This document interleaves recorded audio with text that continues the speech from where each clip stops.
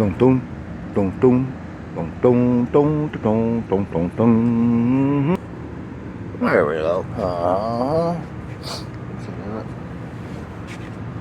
There we go. Hello, my comic book friends, and welcome to Bizarre Brain Comics. I'm Gary, your host, and this time I'm on the road. Trying to fix that a little bit. We're on the road. Come to New Mexico to see my dad, and we're here to celebrate his 100th birthday here in Hobbs, New Mexico. And since we're down in the Southwest, and except this is like mostly oil country, but it's, you think of this for the Wild West, and since westerns are the old man's favorite and one of my favorites as well, we're going to take a look at a western here, the Johnny Thunder #2 from 1973, and it's basically all a reprint title. Everything is a reprint from various titles in the 1950s. But that's what we're going to have a little look at. So, sit tight, sit close, and get the right button this time. Whoa! Okay, here we go. Johnny Thunder #2, 1973. Now, for those who may not be familiar, because they don't use these characters anymore to speak of, so much glare I can't see if I got a good image or not. Okay, the reprint stories from the 1950s. Johnny Thunder #2 from 1973. And Johnny Thunder, who is in his true identity is John Tane, is a fictitious Western character from DC Comics, and he made his first appearance in All American Comics number 100 in 1948, which later became All American Western. The character is created by Alex Toth, who I do believe did this cover drawing, by Alex Toth and Robert Kanigher. And Robert Kanigher, of course, he is best known for all of the great war stories that he wrote for DC, as well as years and years of Wonder Woman. Okay, and in his true identity as John Tane, Johnny Thunder is a schoolmaster, and he's also the son of the local sheriff. But in his alter ego, he darkens his blonde hair, makes it dark, and dons a pair of guns and a leather western garb to stop and catch criminal gangs, and to aid the sheriff of Mesa City, who is his father, but somehow he doesn't recognize him like this. And like I said, John Tane's school teacher mother had him promise to not use guns or follow his father into peacekeeping. Thus, he created his alter ego so that he can do both. And his father is constantly bad-mouthing him all the time, especially to Johnny Thunder. Now, in this issue, it also has a Trigger Twins story and a Nighthawk story. And I'm not real familiar with Nighthawk, but Nighthawk, for example, has been retconned into being one of the reincarnation versions of Hawkman, the classic Hawkman. And the Trigger Twins. Okay, the Trigger Twins.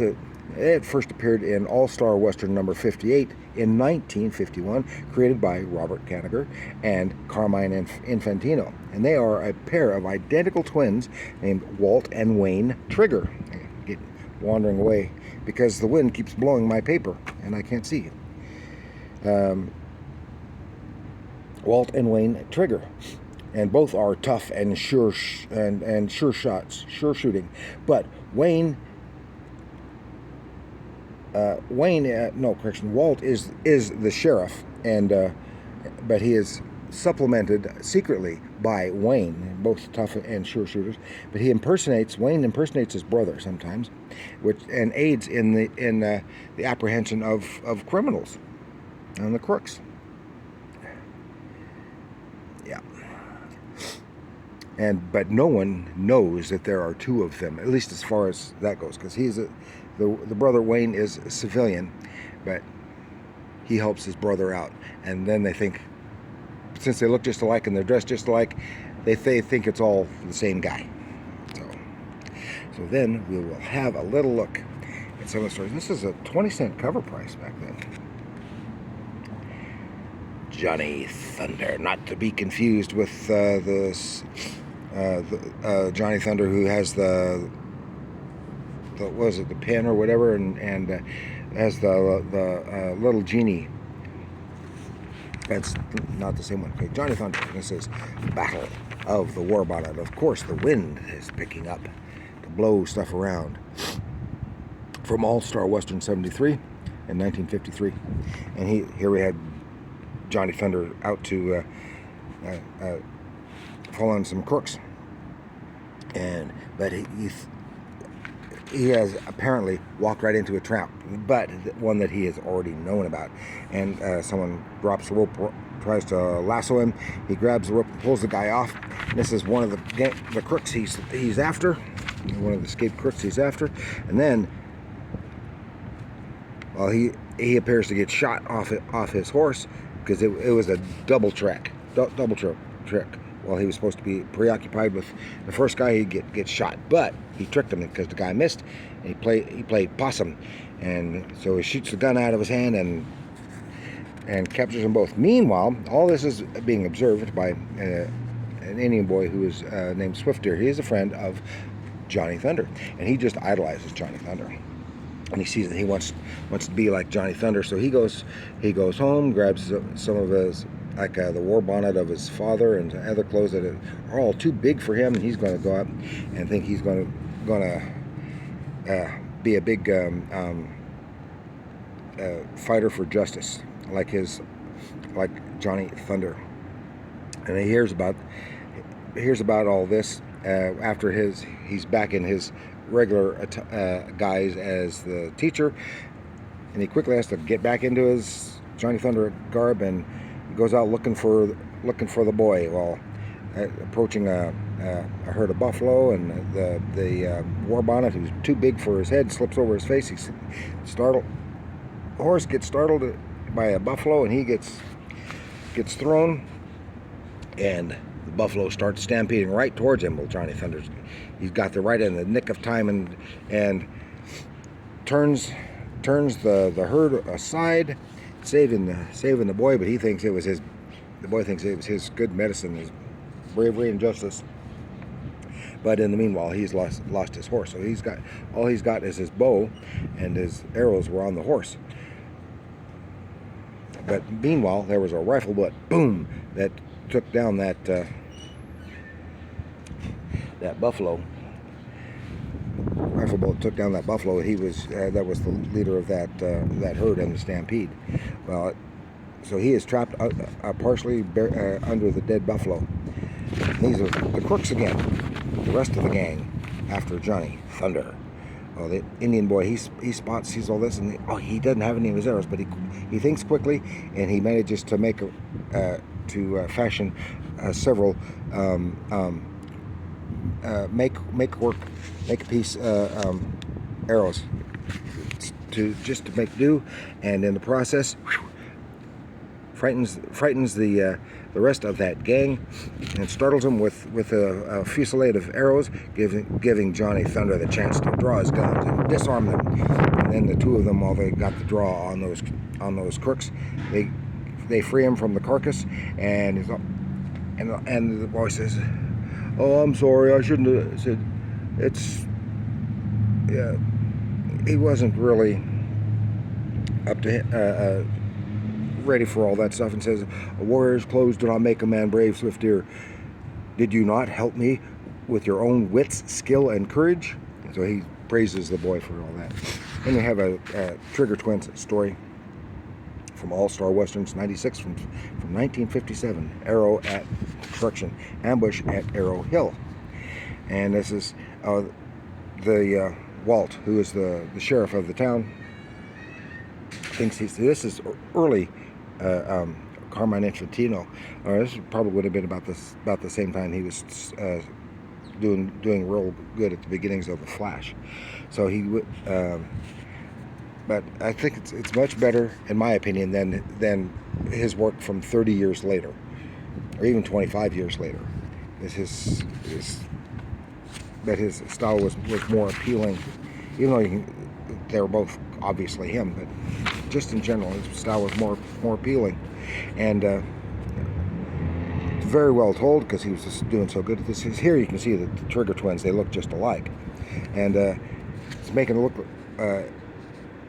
Walt has become a laughingstock. He's bumbling, and crooks are getting away, and all this other stuff. Well, actually, it turns out it's actually just kind of a plan to catch some crooks, because the crooks keep her coming to waiting. They're actually waiting for all confidence to break down in the sheriff and try to get him out of the way, and then they're going to take over the whole town. But in the process, there's the sheriff. They got him down. And stay where you are, Sheriff. You'll make a nice shield for us when we take over your town. But right there, he gets up and dodges into an abandoned mine, and they think they're going to smoke him out. Well, his brother is hiding inside, and of course, this is when they're looking just alike. And so one of them, he dashes out, but he does get slightly winged in the process. He dashes out. Got under the cover of the smoke, and but I think the second one, he gets out, he circles around, and he takes down the bad guys. They all think it's just one guy. Now they are later kind of congratulating themselves on doing such a good job there. They caught all the crooks that they wanted. Then there's a Nighthawk story. I'm just briefly going to mention it. This is Gardner Fox and Gil Kane and Joe Giella from Western Comics, 1958. So this is Gil Kane pencils, and Gardner Fox doing the writing towards, and then stopping a bank holdup. He gets. Nighthawk gets a clunk in the head, and in the process he loses his memory. He forges right on through with the capture of the crooks, and then he goes to see somebody someone mentioned their friend. So he goes to see him. It's a doctor. He says, "Tell me who I am. I can't remember. All of a sudden I was fighting these crooks," and he says, "I can't tell you because I don't know, and don't take your mask off. Don't want anybody to find out." So he's wandering around town in civilian guys, and he finds out who he is, that he's Hannibal Hawk, and his name's Hannibal Hawk. And so he's going around. He's still doing the good thing, but he can't. He knows his name, he knows his identity, but he doesn't know anything about himself. He's a fix-it man.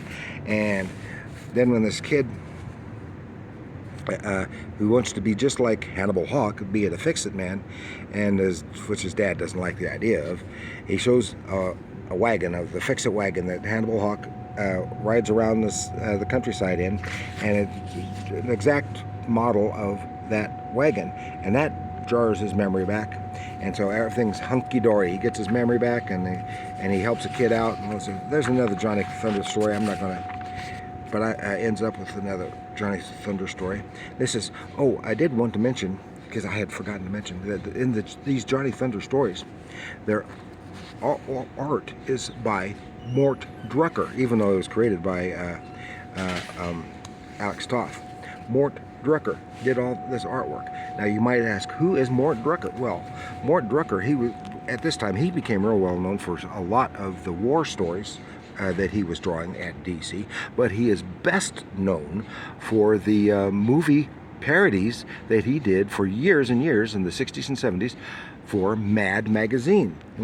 With the great, he was one of the best caricaturists in the business. And this is just another. I'm not going to go into the story on this one, but that's all I really wanted to share with you here for Johnny Thunder #2 from 1973. Some really nice, even though very naive type stories, because this is 50s. What do you expect? But it's a lot of fun, and one of the few places you get to read some of the stuff from the 50s. Even it was in the 70s. So thank you for joining me. Please like, share, and subscribe. Do leave your comments down below. What do you think of Johnny Thunder and the Trigger Twins and Nighthawk? Woohoo! Love the Western stuff. And this great cover by Alex Toth. So let me know what you think. And remember, comics are art.